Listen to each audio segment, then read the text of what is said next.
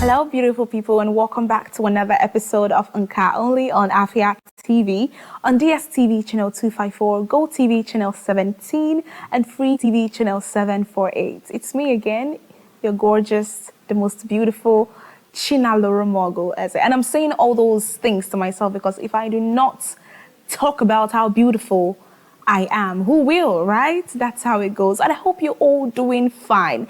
It's the weekend and I hope you have great plans for yourself. And most importantly, it's the National Girlfriend's Day. What are your plans? I want to hear all about it. What are you doing for your girlfriend? What are you doing for your female friends? And I had this friend who reached out to me and said he wants to do something special for his mother because his mother was his first girlfriend. Isn't that so thoughtful? Isn't that so amazing? So do not limit yourselves to doing something for that lady who is the love of your life, who has been there for you through thick and thin. Extend it to both your female friends, to your mothers, your sisters. I mean, they're all girls and they can function as friends in your lives as well. You get the drift, right? So I'd like to hear all about it, how you spent National Girlfriend's Day, because I know you're all planning the money bouquet, the spa session. And please, if I'm your favorite host on Afia TV, do something nice for me. I'm your girlfriend. If I'm your girlfriend, do something nice for me. I command you. All right. Thank you so much for that. And as usual, tonight is another exciting episode of Unka. I'm particularly excited about this because tonight we're going to go back to our roots. Let's call it that. We're going to go back to having conversations about things that matter to us as Igbo people. And I'm not one to do all the talking. We have an excellent, brilliant, and talented person to take us into that conversation, but not now. We'll go on a quick break, and when we come back, I'll introduce to you our guest tonight. Don't go anywhere.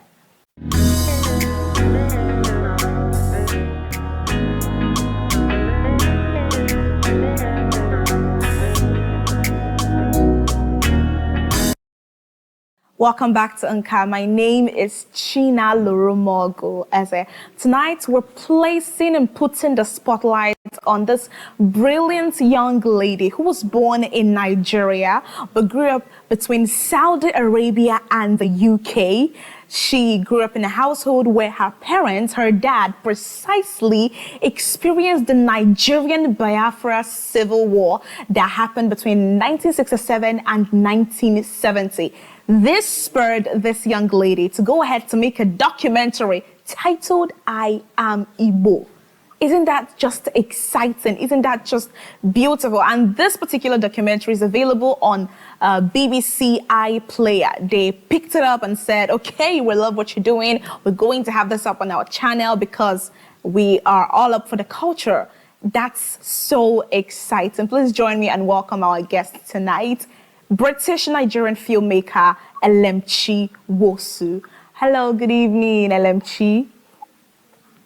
Good evening. Thank you so much for having me. Thank you for the... You're so welcome. You're absolutely welcome to Afia TV. I understand that you've been on Eastern Eye before now, and you are on Nka right now. We can't get enough of you. Clearly, that's what it means. We can't get enough of you. So welcome back to Afia TV again. Welcome, welcome. I must say that when I was told your documentary was titled I Am Igbo, anything that has to do with reminding ourselves and, putting who we are as Igbo people out there, I am up for it. Wake me up any time of the night. I am up for those kind of conversations and those kind of things. So I loved it so much, and thank you for sending me the link to watch it. I had first-hand experience with it last night. It was amazing. I love how you started. My name is Elemchi Nwosu, and it was so good. It was so good. I loved it. I loved it so much, so much. So once again, welcome. And I know you've answered this question a lot. I know you've answered this question with newspapers, online platforms, even with the BBC, and probably even on Eastern Eye. But for my audience on Nka tonight, we need you to answer the question again. Right, so Elemchi, tell us why you decided to make a documentary called I Am Igbo. So talk to us. Thank you. So I Am Igbo is really a celebration of resilience and culture.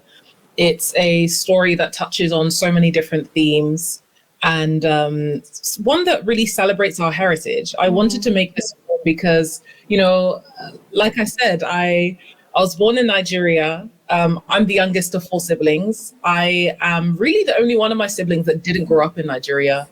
We moved to Saudi Arabia when I was just 6 weeks old. And so we were living in Jeddah and Riyadh. And then we eventually moved to the UK. And so a lot of my upbringing was finding that sense of culture and having that as my anchor, as I grew up. My parents did a really great job in instilling in me and all of my siblings that proud Igbo heritage, and that, we should strive to know more about our culture, our language, our customs, our traditions, and why it's so important. Even our names, the meanings behind our names. I grew up in a very pro-Igbo, proud Igbo household. And so it's something that I wanted to explore because there are intricacies to it. The way that we also relate to home, I think, is quite complicated for Igbo people because of the Biafra Civil War. Yes. I think particularly that generation, if you ask most of them kind of like what they consider as home or where they consider as home, there tends to be a sense of longing and sadness and just complex feelings around like what could have been, with Biafra, because my dad was a teenager around the time of the Civil War. And so he saw the rise and the decline of Biafra. And there is this sense of what could be for the future. So the story covers so many of these themes of our sense of home, our sense of belonging, and just the complexities around how we shape our identity. Oh dear, that makes sense. And just like when you said, for people who experienced the war, it's very emotional for them. I remember one time, I think a couple weeks ago or last month, someone was telling me that they had to interview someone who was, I think, experienced the war. And before the man could say anything, he was just shedding tears. He was just crying. He couldn't say anything. He could only cry. And it really sends chills down my spine because I've read about this thing in books. People have talked about it. But when you see someone who really experienced it, it's like they can't even say so much. I mean, 3 million lives or more were lost during that war. Oh my God, the thought of it just still gives me chills even up to right now. And that brings me to my next question. I don't know how the research went. I want you to talk about how research for the documentary went, because I know you had clips from the war. Of course, you had to go into the archives to get them and all of that. So I want to know how the research was like. Was it so stressful? Was it a bottleneck? Was it stress-free? So let's talk about that. It was more emotional, I would say, than stressful, or perhaps those two things are interchangeable. But I'd say the bulk of my research really came from just conversations, it started off just talking to my parents. Oh, okay. Just having conversations around like, what was life like before the war? And then what was life like after the war? And what sort of things did you see? How did you survive? What was your survival strategy? What did your friends do? Were all of your friends pro-Biafra, or did you have some people who, because I think we assume that all Igbos were pro-Biafra. That really wasn't. Yeah. That was a real divide. And so, and also, what was it like when you lost everything after the war? Because I think we also underestimate how much, and we don't realize how much Igbos had to rebuild after the war. Every person was given, I think it was £20 £20 or $20. Yes. So regardless of what you had in your account, whether it was 100 million, 100,000 naira, it was wiped and you were given just that amount to rebuild after the war. And so there's so many questions. And so my research really came from just my curiosity. And then I expanded that outwards, asking extended family members, aunties, uncles, people from the Nigerian society here. I interviewed some really interesting people who, some were really pro Biafra, some weren't, some didn't really, they didn't necessarily want to talk about that. And so from doing this research, and then obviously, of course, I did research online and I was reading books and I was trying to get the kind of factual element correct. And then I was also trying to get the emotional element and the personal stories, and marrying those two things together to build this picture of what it was like at that time, and the trauma that really that generation, people of that time, carry with them, even when they go to different places around the world in their attempt to build home. They carry these pieces of that experience with them. And I noticed there were just some really interesting themes I wanted to explore in more depth, but we weren't allocated enough time by the BBC. But themes of just holding on to things, and things of, what we would call hoarding. Mm-hmm. I think a lot of what we call diaspora kids, like people like, me and my peers, we would be like, so so your mom or your dad holds on to things too, with an attempt of like, this is going to go back to Nigeria and we're going to rebuild. There's always this longing, this sense of like, at the end of my life, I'll go back to Nigeria and I'll build. But a lot of the sad truth is that, a lot of people from that generation never realize that, or at least are not ready to, confront the denial that they have, which is that it's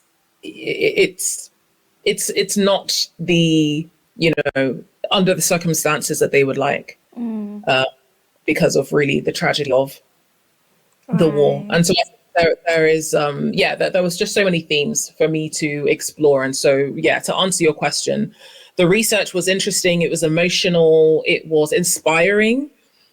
I just cannot believe how much Igbos have, thrived in every corner of the world. There's this word, yes.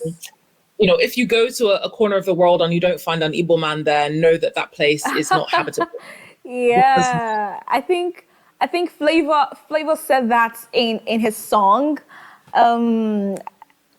It says, anywhere you go, if you no see womani, one negi bocha, I am bombo. Yes, he did say that, and it's a cause for people to really think about it. If you do not see an Igbo person somewhere in the world, really check that place. And also, it's a good thing that you mentioned BBC. Well, we're coming to the BBC aspect of this conversation, but I think I want to talk about your dad a little bit, because I know that your dad was a huge part of your documentary.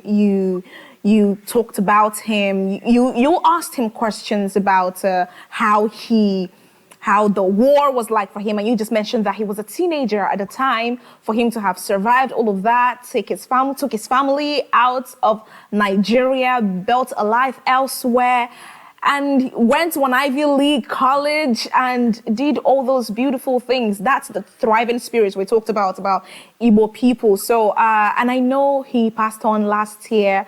My condolences, Elemchi. I am so sorry about that. So let's talk about him a bit, and what this documentary means for you, because at the end of the documentary, you said, "This is for you, Dad." I like to think you dedicated the documentary to him. Yes, I love to think so. So let's talk about your dad a bit, what he represents to you for the documentary. Yeah, let's just spill the tea about all of that. Yeah, sure. Well, my dad was really the first conduit. I would say really the key inspiration, actually, behind this. Even though I didn't realize this at the time, I just thought, this is a topic I'm interested in, and, I'm Nigerian, I'm Igbo, I want to learn more. And just, and Nigeria is such a complex place. It has never really made sense to me as a country, just the way like all of these groups of people, these ethnic groups were amalgamated and just put together because of that colonial history. But really, when I began the process of like learning more about the Civil War, I think I realized like a lot of my questions just came from pieces of information that my dad would tell me. So he was just a really fascinating and remarkable person. Someone who lived so much life even before I was born that I never really understood, and I still don't think I truly understand like exactly what he went through and the experiences that he had. But he was someone that was incredibly tenacious, incredibly most intelligent person that I have met. One of those people who knows something about everything, and one of those people who just is bold, like a big character, like such strong presence. When he enters a room, you know that he's there. Like there is that presence. And he was also someone who I think believed in, second chances, and he had a strong pull towards like redemptive stories. I noticed like a lot of the films and the books that he enjoyed, often there would be like a strong redemptive quality to it, a kind of comeback story, or someone coming from rags to riches and finally making it because that's what he valued. That's what he, those are the kind of characters that he loved, and the kind of principles that he loved is that whatever happens, you keep going, and you prove them wrong, and you do it in a loud way, and you make sure that you're proud of it. And so my dad was a huge inspiration, really, for, not just the documentary, but a lot of now what I consider, my creative career, which is when I was younger, because my dad loved theatre and poetry. He loved Shakespeare. He was just so well read, and he just loved plays. And I remember when I was about 12, 13 years old, and I was just starting secondary school, he printed out the poem If by Rudyard Kipling, and he gave it to me in the car, and he would make me recite the poem on the way to school. So he was like, this is a great poem. You should know this poem. This is a classic. You should know this poem, and you should be able to recite it by heart. And so every day on the way to school, I'd read this poem, and I'd be like learning the different stanzas to recite it. Oh, wow. And at the time, it was so annoying, and it was so frustrating because, 12-year-old me, I'm like, why am I doing this? I just want to get to school and play with my friends, and just it just seems so pointless. But actually, little did I know is that was so pivotal for forming my interest in just literature and creative writing and poetry. And funnily enough, I began to write poetry myself. And then I got some poems published in anthologies. And then I became more interested in plays and theatre and acting, so I do acting and presenting, just this whole performance presence that I've cultivated really was highly inspired by my dad. And not just that, but also the academic side of me. So he is the person that encouraged me to apply for the University of Oxford to do my master's. When he told me to do it, I kind of scoffed, and I was like, why would I apply to Oxford? What are the chances type attitude. But again, he had that sense of excellence. Whatever you do, you have to be the best at it, and you have to do it well. So I applied, and I got admission to the University of Oxford. And even when I was there, he was like, make sure you're staying on top of the class, make sure you're doing well. Because, sometimes it's like, okay, well, I'm here. Surely I've proven myself academically, but pushing me. And so I was able to get a distinction. I got the highest mark in the whole course. First class. I saw that. Congrats. Right? Thank you. But I think of that, and I think, like, honestly, it's it's those things that we take for granted. It's those things take for granted, like the way having someone in your corner, having someone pushing you, and having someone believing in you before you're able to believe in yourself. I see that not just in my dad, but just in so many people, aunties and uncles of that generation, because they had to live through the worst of it. So once you've lived through a tragedy like that, then what's the rest? It's kind of like, come at me, whatever the challenges are, come at me. And so I just always really admired that tenacious, bold, adventurous, unapologetic attitude that my dad had. And that's inspired so many parts of me as a person. All right. That's really good. Um, when you I'm started talking about Oxford, reminds me because I read quite a lot about who you are and what you do, and I saw that you graduated with a first class from the University of Oxford, and you're a black woman and you're an African, and you did that. That was mind blowing. You stand tall as an inspiration to a lot of young people. And before we even go back to the documentary, I want to know what experience from Oxford do you hold so dear to you? So something about your experience at Oxford University that was what's the word, outstanding, the best for you, even if it means maybe having to eat jollof rice in one of the classes or something. So just an experience that would live with you forever from Oxford University. Could you share? Well, I think looking back, I took for granted the statistics around, just my presence in that kind of institution. I think the entry rate for what they call Black British, UK based candidates, I think it was something like 3.2%. It was I ridiculous. read that. Yes. And so just, I think getting that admission was, it felt like a huge kind of accomplishment for me, because just statistically, the chances of me being there were so low. And then on top of that, it's funny because I felt like I almost had to prove myself when the whole imposter syndrome people talk about is very real. But then also when you're there's this sense of like, how our parents say, like, these people, they don't have two heads. Like, where you see now, boy? Yeah, like, a lot of it is also just, you realize there are different factors at play to, which land people in that institution. And I think also the privilege is very real. Like, if you grow up in a household and all your parents are Ivy League, and then you go to an Ivy League, and that's sort of very different things. And so meeting people, it was just a really interesting exposure. I got to meet some really interesting people.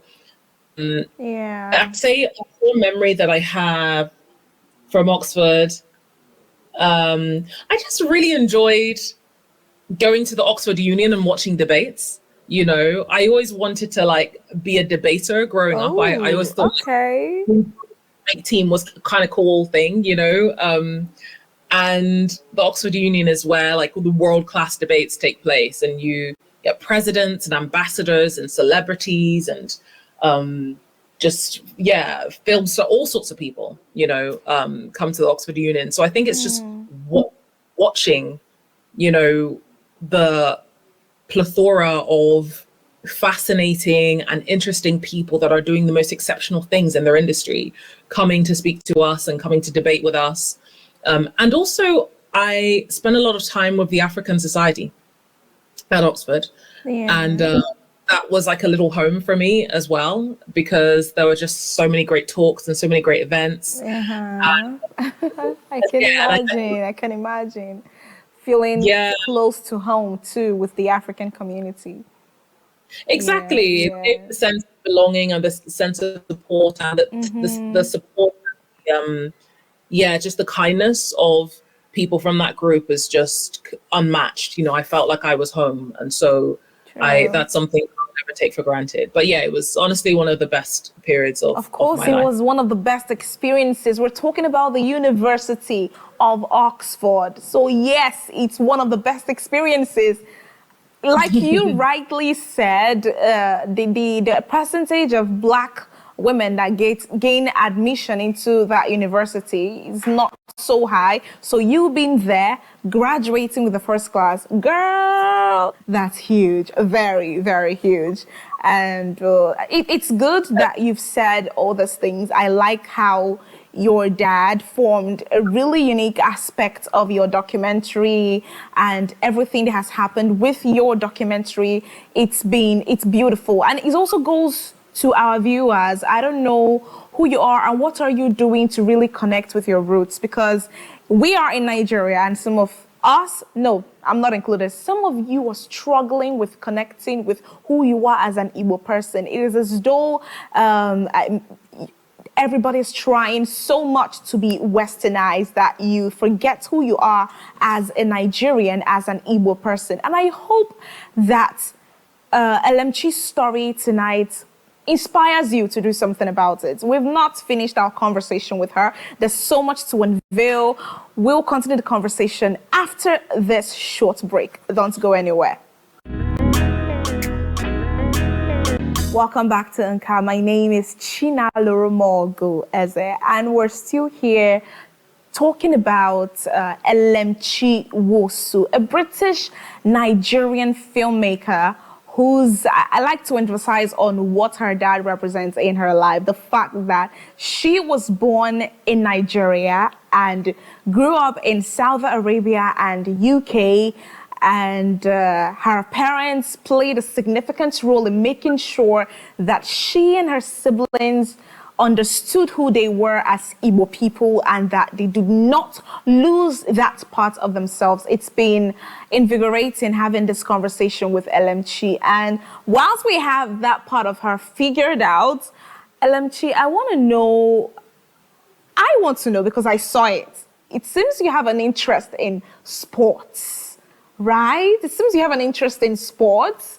And I don't know, because I saw this picture of you with BBC Sports. I'm like, okay, so she's not all about documentary or filmmaking. She's probably into sports. So is it football? Is it basketball? Is it relay races? Is it lacrosse?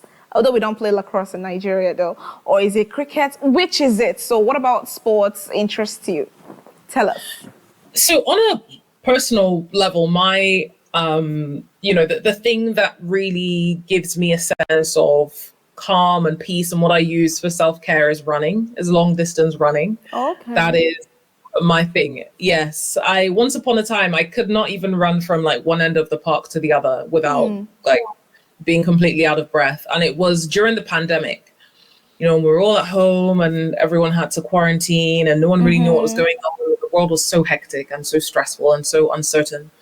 And I decided to get serious about just my health and fitness and pushing myself and pushing those boundaries physically. And so I took up running, and I actually took up running really to just get away and clear my mind. And then it became something that just I began to build on. And then suddenly there's a thing where, if a week goes by and I haven't ran, or if I didn't run the day before, then I'd start feeling antsy and uncomfortable. Oh, wow. It became just a huge part of the way I release stress and energy and self-care. But you do have to be careful because I did a half marathon a year and a half ago. And in the process of training for the half marathon, I injured my ankle. Oh, I'm so sorry. But because I'm stubborn, even though I injured my ankle and it was only weeks leading up to the half marathon, I said, I'm definitely going to still run this half marathon. So I ran it on an injured ankle, and it was the worst decision that I have made because I'm still paying for it now. I had to do physiotherapy after. I thought I broke my ankle. I went to A&E. They said that I had like soft tissue tearing because the ankle was so strained. And so that's just tip for anyone, like listen to your body. Rest is so important. And mind was fighting my body because I wanted to do the run, but I shouldn't have. So yeah, that's the learning point. But running is really my thing. That's my favorite sport. I mean, when I was younger, I used to play rounders. I don't know what you would call it. I don't even think you play rounders in Nigeria, but I used to play rounders when I was in primary school. I tried swimming. I'm not a very good swimmer. I can only swim on my. Okay, so the BBC Sports, the BBC picture, I saw you there. You were there to discuss running, or were you there to discuss something else? No, so it was a presenting trial. So I was co-presenting with someone, and it was a trial that I was running with the BBC, as I was kind of like building up this relationship with the BBC and kind of exploring like what I could be doing with them and the kind of roles I'm having with them. And then I just thought to myself, actually, I want to pitch my own thing, you know, instead of like kind of like Working for them. Yeah, working for them and being employed by them. I thought so that's how the documentary started, I guess. Yes. Oh, yes. Smart. Very, very smart. I give it to you. That's good. That's good. So at least I know that you don't do lacrosse, football, and any of those sports, that you're actually a runner. Nice to meet you. Nice to meet you. Not that I love running. I don't love running. I always lose my breath whenever I try that. Like right now, I'm already losing my breath just talking about it. Crazy, crazy. What's your favorite sport? What do you do to you like that? Do I even like sports? I don't know. Okay, I think I love watching basketball, because a lot of motivational movies I watched while growing up were around basketball. And then I think last month I had the opportunity to be a commentator for a basketball tournament in Enugu. So I was there live, you know, talking about what I experienced from it. It was fun. So we can say I love basketball. Yeah, I tried playing, but it was a disaster. So don't worry, I don't play. I just love watching. Yeah, basketball confuses me. I tried playing it once, but yeah, basketball. Yeah, you're right. You're right. A lot of the inspirational kind of like film. Yes, I watched it a lot while growing up. So many of them. So yes, let's go into the less serious questions before we go back to the serious questions, right? So I want to know your favorite Igbo phrase or Igbo proverb, right? Okay, let's start with the phrase, because when I say nah man, it's like a phrase. It's not a proverb. So let's say, what is your favorite Igbo phrase? So what Igbo phrase do you like saying, or you like it when people say it? So which one is it? Probably like growing up, my parents would always just say jishike, like whatever it is. Okay. Oh. Whatever. It didn't matter. Like if I was like, oh my gosh, I got the top of the class, or like I got selected to go on this trip, or so and so. It's always like jishike. Okay. Like keep going. Yes, yes. Jishike is quite motivational, right? But now I want to know, which one is your favorite insult? Yes, I said insult. So, you know, in Igbo, we have so many words to use to insult people. You can say anompama. Yeah, it's probably like onyara. Yes, that one is legendary. Everybody says that one. I say it's onyara. Yes. Yeah, it's But probably, I kind of like. Sorry to interrupt. My friend was driving the other day, and like someone had like cut her off, you know. And so I don't know what it is, but I think I only insult in Igbo like in driving situations. Yeah, if like someone's doing something stupid on the road. Yes. Onyara, anompama. Yeah, makes sense. So now we know the ones you like. So I don't know which one was your favorite. Is your favorite Igbo proverb? Growing up, my mother used a lot of proverbs on us. A lot of them. So I don't know if your parents used proverbs a lot, and which one has stayed with you till now. Which one do you love the most? I don't think my parents used so many Igbo proverbs, to be honest. Yeah, it was more just like, yeah, like, you know, it wasn't really proverbs. It was more just things that they would say, like, you know, phrases that they would, so like I did a lot of traveling when I was, well, actually, when I was at university, I did a lot of traveling, like in between the summer. I did the kind of like backpack, you know, live out of a backpack, and that worried my parents a lot. But like every time I'd speak to them on the phone, they'd just say, you know, "Garanudo," like just go well, like go say. Garanudo, yeah. That's not exactly a proverb. Yeah. That's also an inspirational phrase. Yes. From my end, a couple of them include when my mom is like angry at you, when she feels you're growing wings now, maybe you're talking back at her, like, so you think you're big now. She goes, "Inemekwe hineme, mara na okra na aka onye kụrụ ya. Okra anaghị aka onye kụrụ ya. That is, you can't grow older than the person that raised you. Right. It has, she says it every time. But now I'm all grown up. So. My parents did not use any proverbs like that. Oh, really. wow. Lucky you, because it was a lot. It was a lot. Or even English proverbs. She's like, there are no two captains in a ship. You will choose one. Mother, please. Mother. Crazy.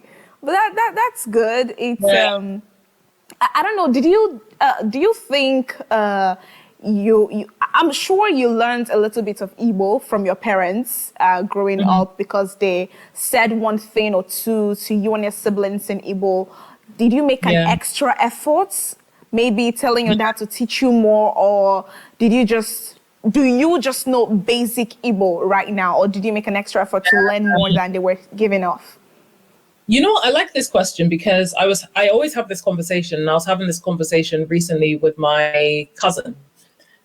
Who, similar to me, I think she was born in Nigeria. Okay. And she currently is living in Berlin. And we said to each other that we're going to make more of an effort to speak Igbo to each other, because we do voice notes all the time.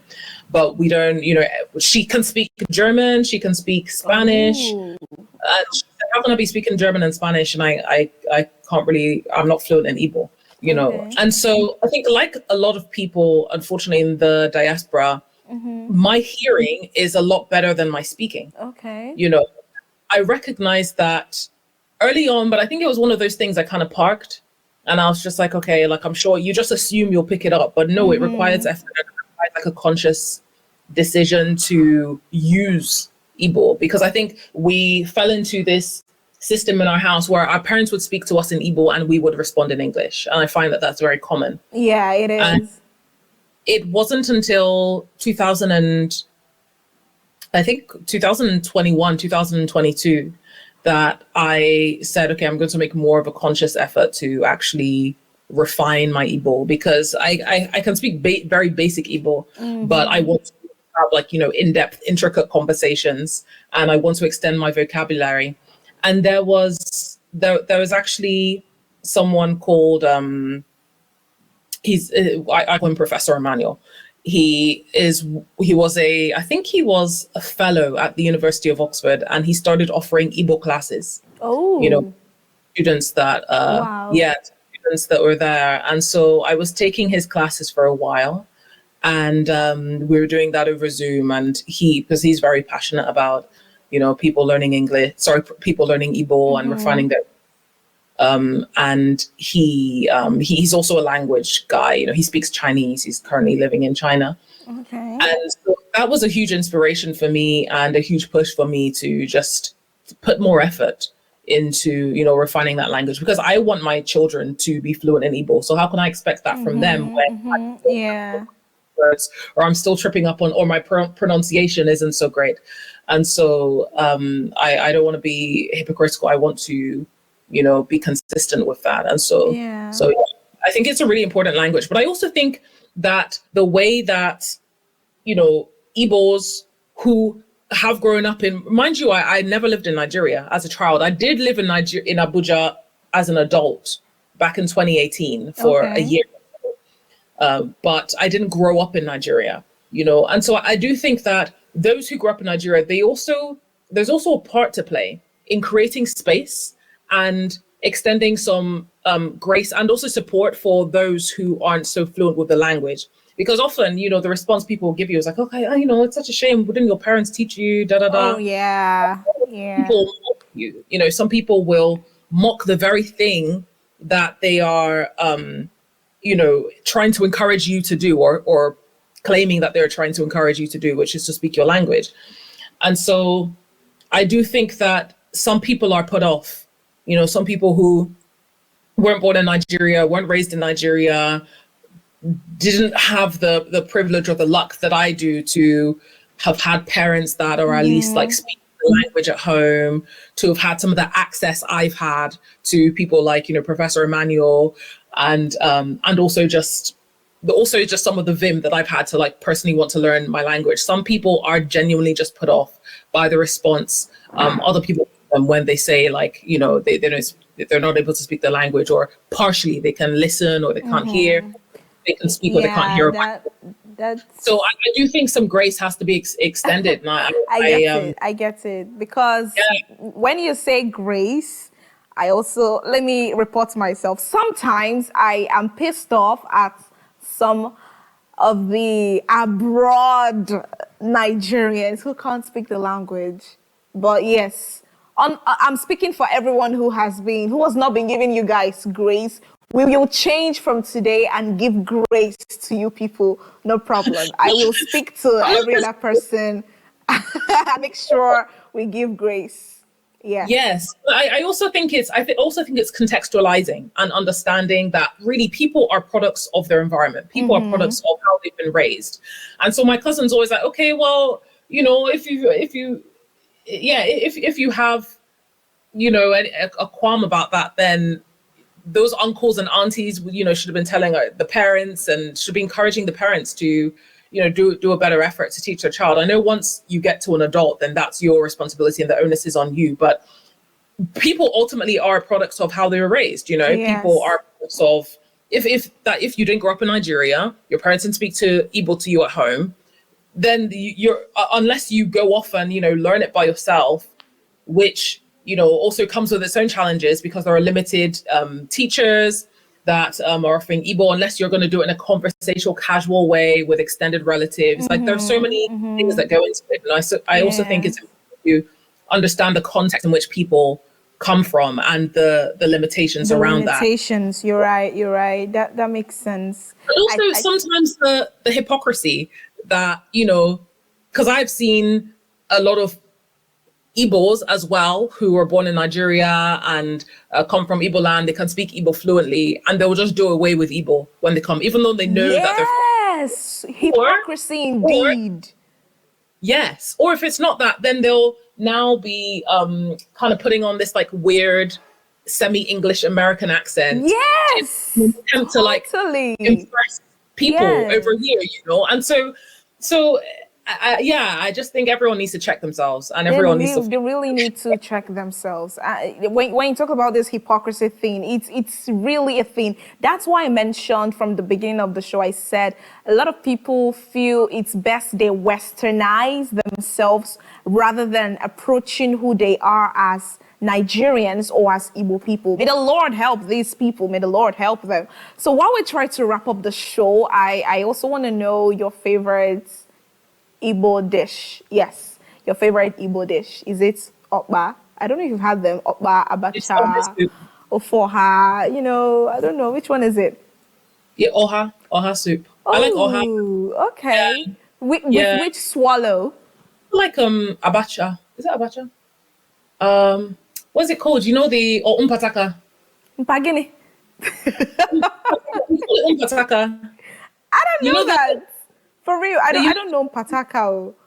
I don't know. Opaka. You mean Opaka?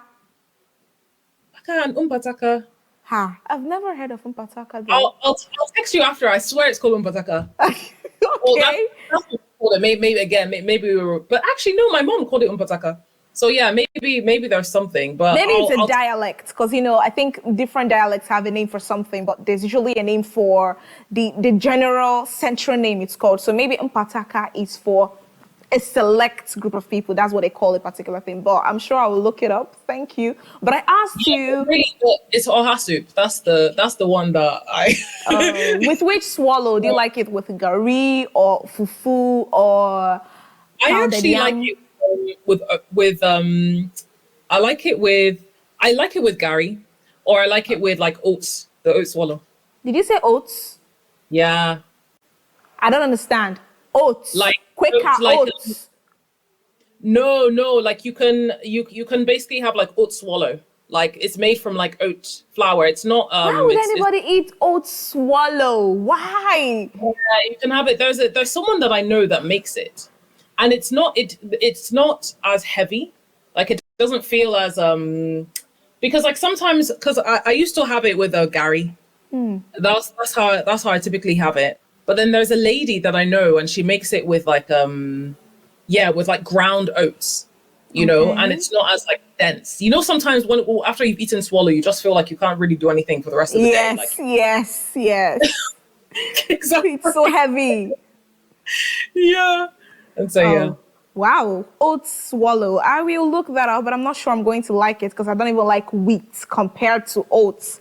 Well, thank you for giving me something to think about. But oat swallow, Yeah. okay, no problem. Thank you.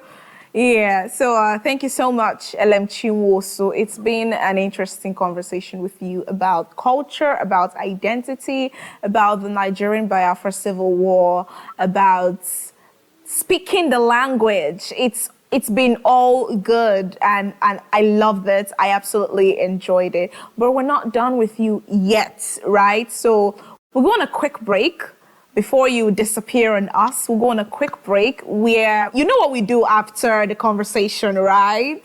For those who are OGs on Nka, you know what we do after the conversation. And I can't wait to engage Elemchi Nwosu on that last segment of the show. Don't go anywhere. We will be back. Welcome back to Nka. My name is Chinalurumogu Eze, and I hope you enjoyed the conversation with the beautiful Elemchi Nwosu. We're done with all the talk. We're really done with that. And you know what time it is? This is the time where we know if Elemchi is well grounded in music. I'm so sorry, LMG. I'm sorry, not sorry, but we play this game after the show where it could be any game at all. It could be any game. But for me, I think I want to engage you on this particular game where we test your musical abilities. Not if you could sing, but if you know so many songs. I title it the Alphabet Song Challenge. Everybody who comes on the show plays this game. All right. So I'll explain what it's like. I give you a letter of the alphabet and you start a song with that letter.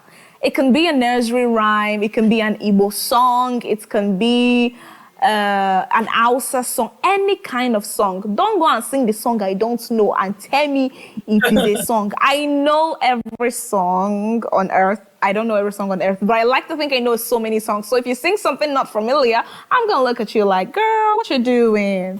But okay, that's the rule. Do you understand?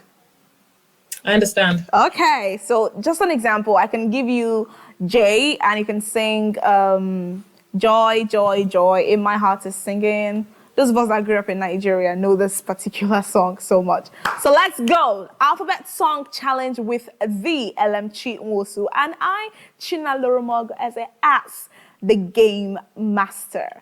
Your first letter is letter A. So A. Do you know the first thing that came to mind is What?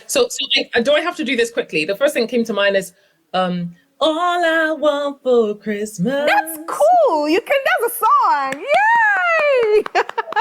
Smart. I love it. I love it. All I want for Christmas. Any kind of song, so long as it's a song and I know it. So you get a pass. Good job. Good job. Okay, next letter. Your next letter is letter K. Excuse me. K for cat. K for, no, not cat. I mean, what? K for kite. I mean, kite.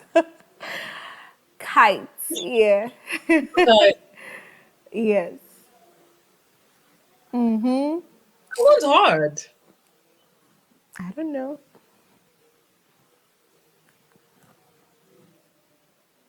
Pass. I can't think. Okay, so let me teach you one tonight, right? So there's this Igbo song that says, Kanyi tuyaha Jehovah Jireh, Jehovah Jireh. Kanyi tuyaha Jehovah Jireh, Jehovah Jireh. 1 point to me. You lost. Sorry, girl. Okay, last letter before we call it a night. Your last letter for the night is P. Letter P. P for pot. Let's go. Yeah.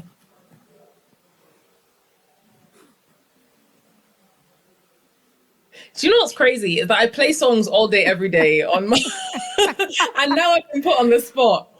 I'm so mad at myself. It can be a Christian song. I mean, P, I think, is a popular letter when it comes to Christian songs. If you identify as Christian, though, I don't know. Yeah. Okay, so we can say, praise the Lord, oh, single. Yeah, of course. Praise the Lord. Oh God, Yeah. Okay, yeah. This game reminds me all the time that I'm so good with Nigerian songs. Not just Nigerian songs, a lot of songs. I know so many songs. Too good. Anyways, thank you. This isn't fair because you play this game all the time. So think of all the songs that you've been singing. I don't think about them. Sometimes I'm also just there thinking which song, and then it just comes to me. I can't help it because I have been in choir so many times. I've been in different at different levels, but enough about me. Thank you so much for engaging me in that particular game, Elemchi Nwosu. It's been a delight discussing everything we discussed tonight with you.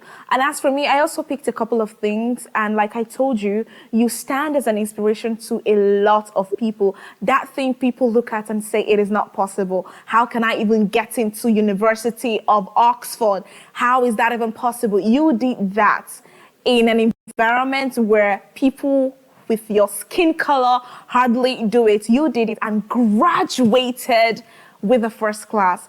It's iconic, it's beautiful, it's extraordinary. And on behalf of everyone at Afia TV, and of course they've told you that, but I'm saying it again, we are so proud of you for everything you're doing, have done with the documentary, with everything you represent, Elemchi Nwosu. We are so proud of you. Thank you for staying with us tonight. And we look forward to more things you will do in future, because knowing you and with everything you've said tonight, you are far from done. I know you're far from done, because I know you'll be back here once again telling us about maybe another film you want to do, that sort of thing. I know. Yeah. So thank you so much. And to our viewers who watched and listened to our conversation tonight, and I hope you've picked one thing, two things, 1,000, I'm not sure, but I hope you picked something from this conversation. And I hope that is, you are unstoppable. Let Elemchi Nwosu's story be a compass to you and your dreams. I told you, sometimes we do a lot of aspire to acquire on this show, bringing people with inspiring stories and present them to you so you see that your dreams are possible. And I hope this is once again another story that shows you how possible your dreams are. Keep at it, keep your head in the game, and you will definitely get there. Thank you so much for staying with me on tonight's episode of Uncut. My name is Chinalurumogu Eze, and I will see you next time. Bye.